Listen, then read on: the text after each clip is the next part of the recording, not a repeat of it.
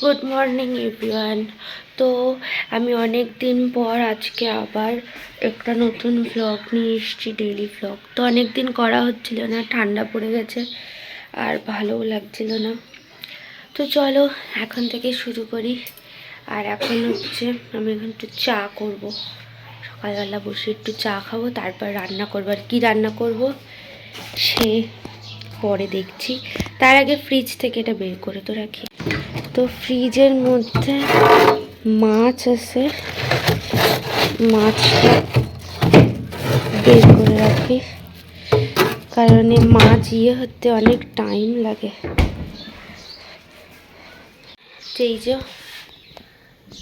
চা বসিয়ে দিয়েছি।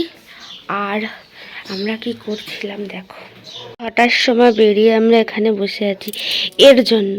খেয়ে কোনো কাজ নেই, শুধু নিজের হাগা পাচ্ছে না বলে নিজে উঠে বসেছে আর আমারও উঠে বসাইছে, অসভ্য। কি করছো ফোনে? ফোনে কি করছো? কিছু না, দেখছি ফোন। ঘুম দিয়ে উঠে দিয়ে এখন ফোন দেখতেছে আর আমার খেটে মরতে হচ্ছে চা হওয়া করে।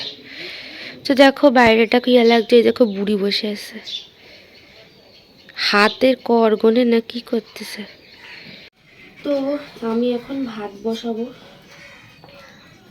ভাতটা বসিয়ে নিয়ে তারপর ওখানে বসে আরামে চা খাবো। তো চলো ফার্স্টে ভাত বসাই। তো দেখো সকাল সকাল আলু সেদ্ধ আর টমেটো সেদ্ধতে আমি ভাত বসিয়ে দিয়েছি। আর আমার চাটা এখানে আছে, চাটা এবার গিয়ে বসে খাবো।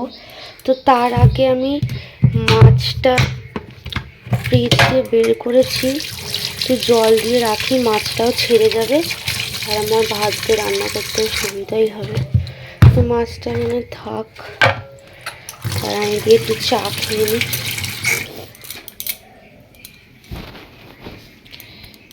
তো দেখো সব কিছু বসিয়ে দিয়ে এখানে আমরা দুজন বসে বসে চা খাচ্ছিলাম। ওর চা তাড়াতাড়ি খাওয়া যায়, গরম, আমার চাই না দেরি হয়। তো আমার ঘাড়ের এক পাশ কি ব্যথা, আমি ঠিক করে তাকাতেও পাচ্ছি না। যাই হোক, চা টা খেয়ে উঠে ও দেখো পাখিকে এখানে খাবার দিতে এসছে। আমরা প্রত্যেকদিন সকালেই দেই যদিও। আর ঠাম্মা ওখানে দাঁড়া দাঁড়ায় বলছে আর দিয়ে নে, আর দিয়ে নে, মানে ওখানে বেশি মুড়ি দিলে উনি খচে যায়, কিন্তু কেন তো ভগবান জানে। তো যাই হোক, এখানে খাবার দাবার দিয়ে দেখো কি করে। আর ঠাম্মাও পড়ে জায়গায় রেখে আসবে, একদম গো টু জায়গা।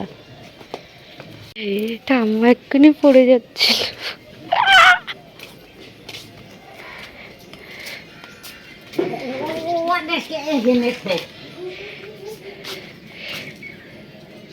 এখানে রাখো, আরো নিতে পারবা, যখন তখন শুয়ে থাকবে ঘরের মধ্যে দিয়ে নিতে পারবা না।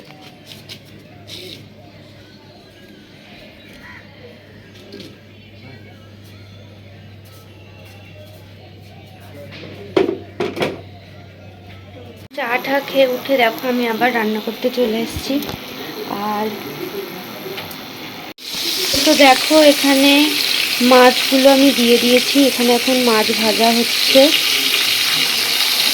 আর এখানে আমি ভাত চাপিয়েছি, কিন্তু সত্যি কথা বলতে আমি এখনও বুঝি না কতটা ভাত কোন হাঁড়িতে ধরে, আর 2-3 জনের জন্য কতটা ভাত বসাতে হয় আমি সত্যি বুঝতে পারি না।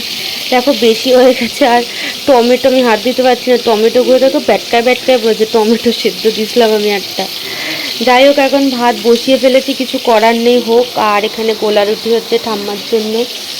তো এই মাছ ভাজাগুলো এখন আগে করে নিই।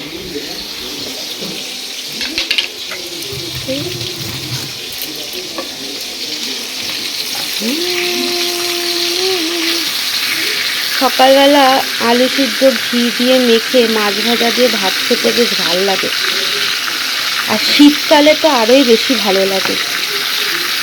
তো সেই জন্যই সকালবেলা উঠে মাছ ভাজা করা। তো চলো এখানে মাছ ভাজাগুলো হতে লাগুক।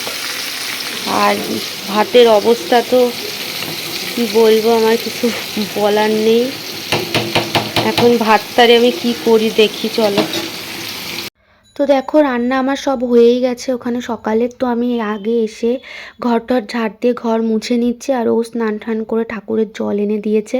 কারণ হচ্ছে কি আজকে বৃহস্পতিবার, পুজো দিতে অনেক টাইম লাগবে, আর আমি সত্যি বলতে আজকে কোনো ভিডিও করতে পারিনি। ও রোজের মতো বেরিয়ে গেছে। আমি দুপুরে রান্না টান্না করে স্নান করে দেখো চলে এসেছি। এবার যাব পুজো দিতে। আর গাছ থেকে তোলা ফুল, ঠাকুরের আনা ফুল সব আমি আলাদা করে রাখছি, নাহলে মানে দুব্বো টুব্বো সব মিশে গেলে খুব অসুবিধা হয়।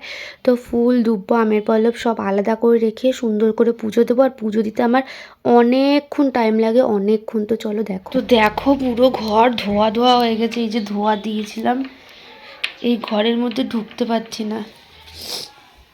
তো এই যে আমার পুজো দেওয়া হয়ে গেছে, আর ভিডিও করে দেখাতে পারলাম না সবাইকে।